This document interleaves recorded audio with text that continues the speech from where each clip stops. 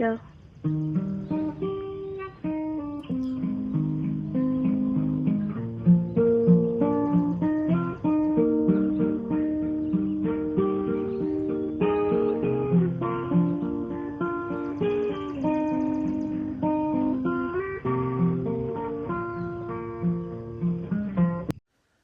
Hey guys, I'm David Byers. Welcome to my channel.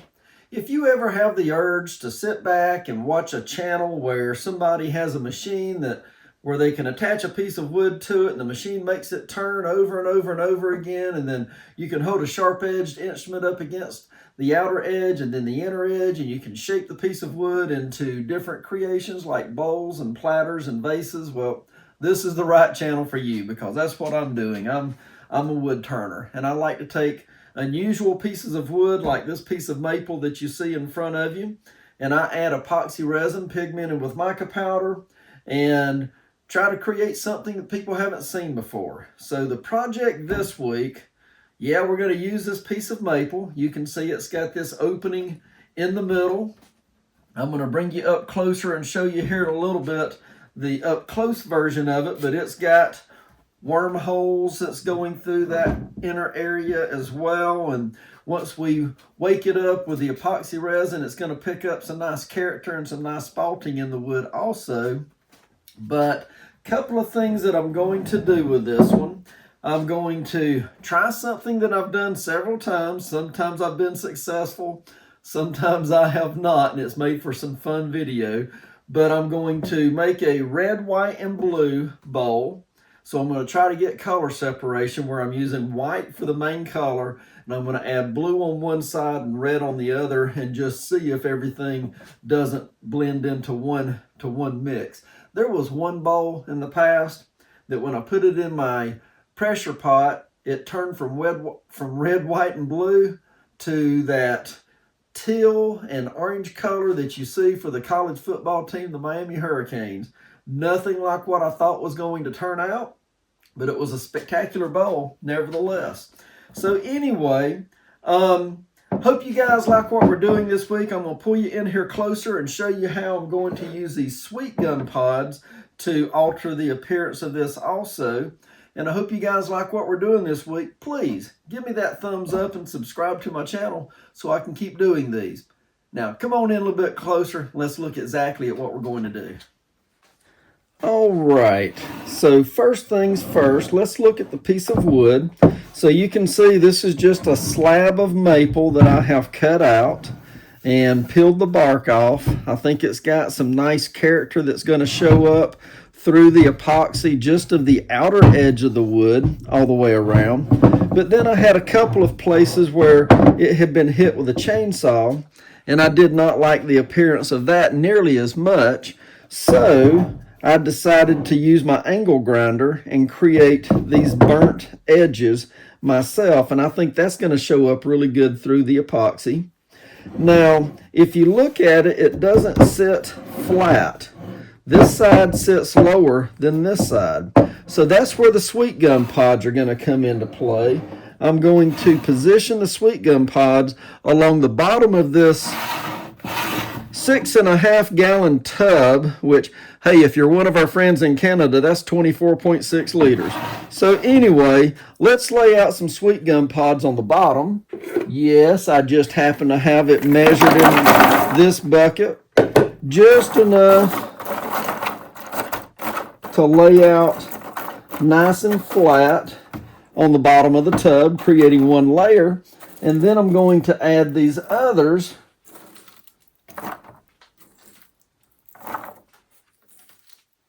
on one side. So as we have this edge that's laying down lower, I'm going to fit that on this side and kind of scrunch it down, and then that straightens up the top a lot better than what I had before. So I think that's going to work good once I put some weights on. I may add some more sweet gum pods in the middle, but most of that's going to be carved away anyway, so I don't know if that's going to make a difference or not. The main color that I'm going to use is this pure white from Designer Epoxy. So I'm going to flow everything in there. This bucket is too big to go into the vacuum chamber. It's too big to go into the pressure pot.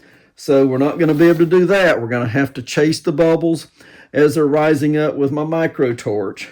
And I'm going to actually add the red on this side. I think the red's going to look good with that burnt edge that I created with the angle grinder. And then add blue from the other side. So it'll be red, white, and blue, and we just see what kind of color separation we get. I'm going to let the white that I'm going to pour it with first set around 18 hours or so before I come back and mix in the blue and the red. And of course, I'm going to mix all three colors at the same time, but I'm not going to add the blue and the red in for a period of time so that it will start to gel. The problem that I've always run into in the past is when it does start to gel, it gels fast. So I've got to be here at the right minute to add things in. So let's mix it. Let's mix some epoxy. Let's get the white in there and see how things work out. All right, I've already added 2 gallons of part A. I said 2 gallons. I've added 2 liters of part A. Now I'm going to add another liter of part B. And I'm going to mix this up. I'm going to pour off a little bit for the blue and the red, and then go ahead and mix up the white and then see how much more that I have to mix.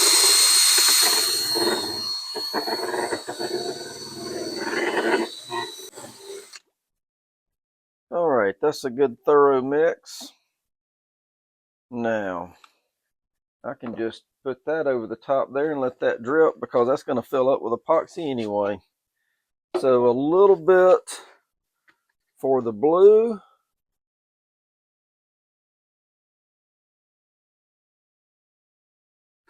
And a little bit for the red. We will set this off to the side. Now, let's add the white for what we have remaining. And I know that I'm going to have to mix some more.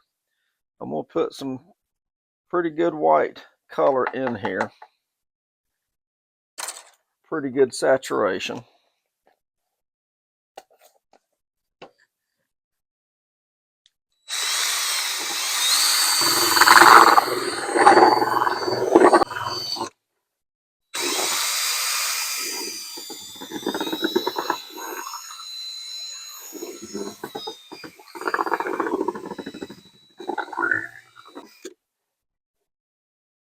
All right, let's see what kind of coverage that we get with this.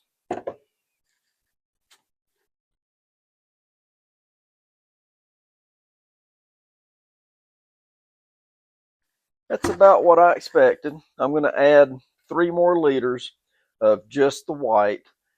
Okay, this time I've put 1 liter of the part B in already. Now I'm going to add 2 liters for the part A to total out 3 liters.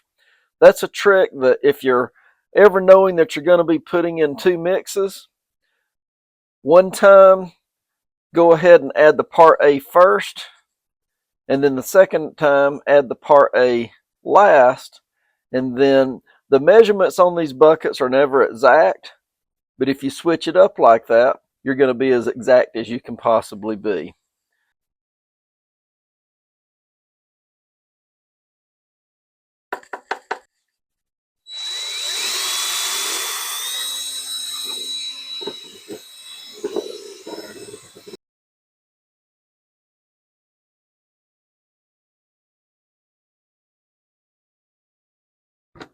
All right, that's a lot of epoxy. Let's add some more. Well, I mixed up some more, went ahead and poured it in. So yeah, I forgot to turn the camera on to show you guys that. But we have 9 liters of epoxy added to this bucket. That's going to suck down just a little bit. So it just all depends on how dense this piece of wood is as to how much that level is going to drop. But like I said before, I'm going to add red in this corner over here where we had hit that with the angle grinder before. And then I'm going to put blue more towards this other side and see how that blends. I've got a sweet gum pod floating up in the middle there, so I need to get another weight on this. I'll just use this little 5-pound weight and see if that will hold it down. That's pretty solid. And in about 18 hours, I'm going to come back and I'm going to add the blue and the red, which I'm going to go ahead and mix that here. I have not used this red before. This is blood red from Designer Epoxy, and I think it's going to be a good color. I want some good heavy saturation with it, so I'm giving quite a good bit of pigment there. And then the blue is rainbow blue, and I think that these are going to be good primary colors,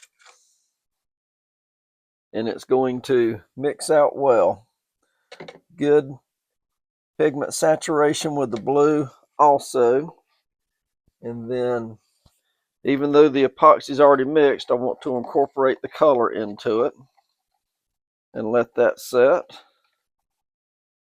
So good pretty color with the blue.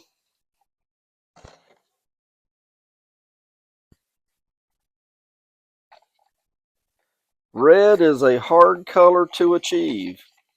Many times, unless you add liquid pigment with it, the red is going to turn pink or some other shade of red. But I've got high hopes for this one. That's a pretty good depth of chroma. I like that color. So we'll let these set. We will return in about 18 hours and see what we get.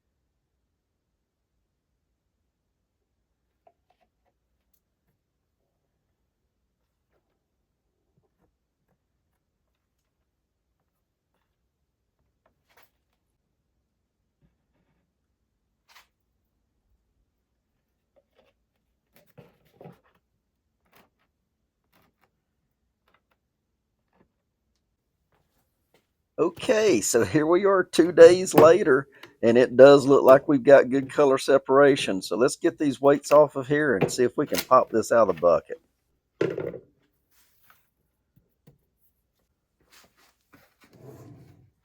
So this has had altogether 3 days of the epoxy setting up, and it may be just a little bit tacky. You know, one thing I should have done is I should have weighed this inside the bucket, because let me tell you something, this is heavy. It's not easy to pick up. Just got to get it to land perfectly on the concrete and see if it will separate from the plastic of the bucket. But it's not working very well, and I don't want to force the issue. I don't want to break this bucket. I want to use this one to make some more bowls with. So yeah, I'm going to give up and try it later. All right, one more day has gone by, so let's try this again. It feels more solid. It feels like it's going to work better this time, so let's just see if we can pick it up and pop it out. Once again, I've just got to get it to land just right on the concrete floor and use its own weight to, hey, that one did pretty good. There we go. Yes! Woohoo!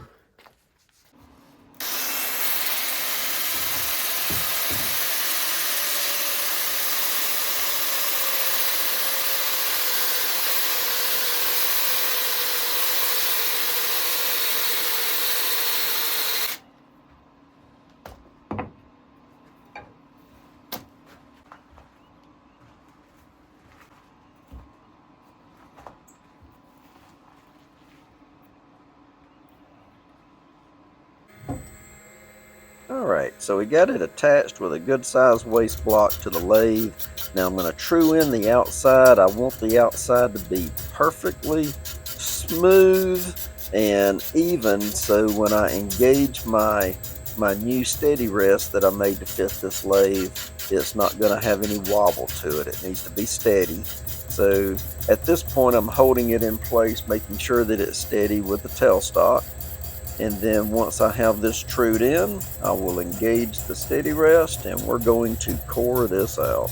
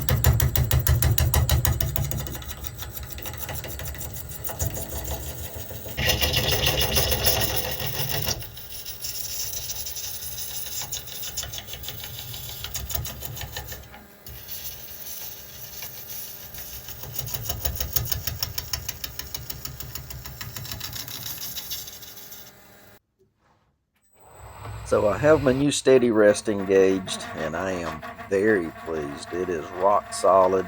Don't have any wobble with the block as it's moving on the lathe. Able to engage my tailstock also as I'm coring.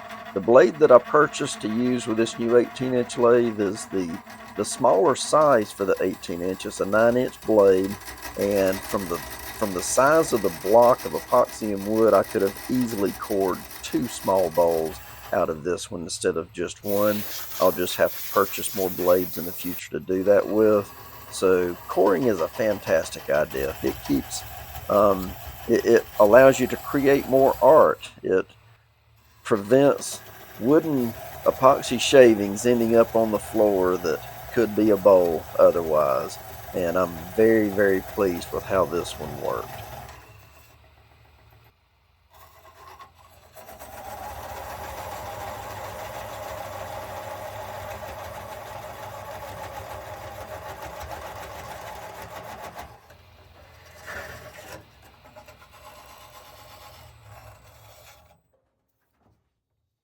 I took a little bit of a risk when I set this one up, so you're seeing I'm going to have to use my wrench to pop out the core.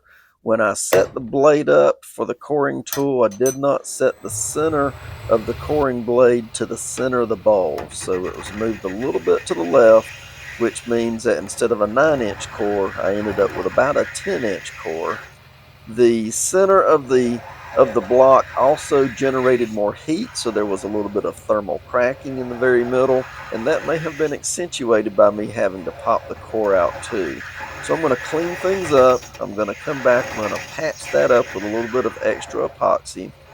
And then this is going to be a little bit longer video than what I usually post. It is going to show more of the actual turning and instrumentation. So I'm going to quit talking. We're going to watch this for a while, and then I will close out with you again once we get everything finished.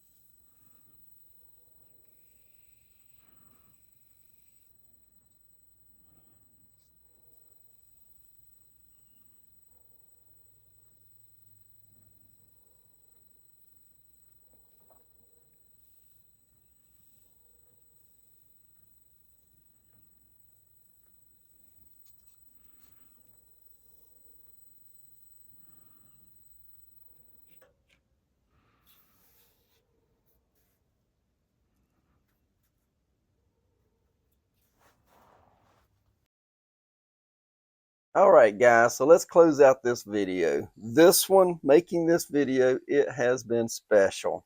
The color separation is something I've tried off and on and never with as good of results as what I've just gotten with this one. The red, the white, the blue, it just looks fantastic. And speaking of red, white, and blue, I finally have my Christmas gift from my wife finished. She had this metal sign fabricated and made for me. The gentleman, the artist who made it, his name is Todd Beasley. If you are interested in having any metal signs made where, I mean, he makes it, he paints it for you, he does a fantastic job. His name is Todd Beasley, and I'll just message me and I will certainly get that contact information to you. But getting back to the bowl, I want to, my goodness, this thing is so heavy. I wish I had weighed it when we started to see what the beginning weight was coming out of the bucket, because it was heavy. It was not easy to separate, as you saw in the video. But with this bowl, with the maple and the character that's in it, with the opening that's in it, where the sweet gum pods show through well as the sweet gum pods showing through on the bottom, and the blue and the red separation. I could not be more pleased with how this one turned out. So yeah, this has got to be one of my favorites. Um, don't know if I can sell this one. If I do, it's going to have a very nice price tag attached to it. And so proud of this one. The name of it, I'm going to zoom you in and show you, is The American Dream. Very pleased with how this all worked out. So anyway, I've had a lot of fun making this video. I hope you guys enjoyed watching it with me. If you did, please give me that thumbs up and subscribe to my channel. Next week when we come back, we're going to be using red maple again. This is a piece from my backyard where the tree was hollow, and it's going to have all kinds of character as I cut this up and fit it to a bucket. I think I'm going to fit this one to a 5-gallon bucket. One thing that I will tell you, when I was cleaning this piece of wood up, I found a very large black widow spider in it.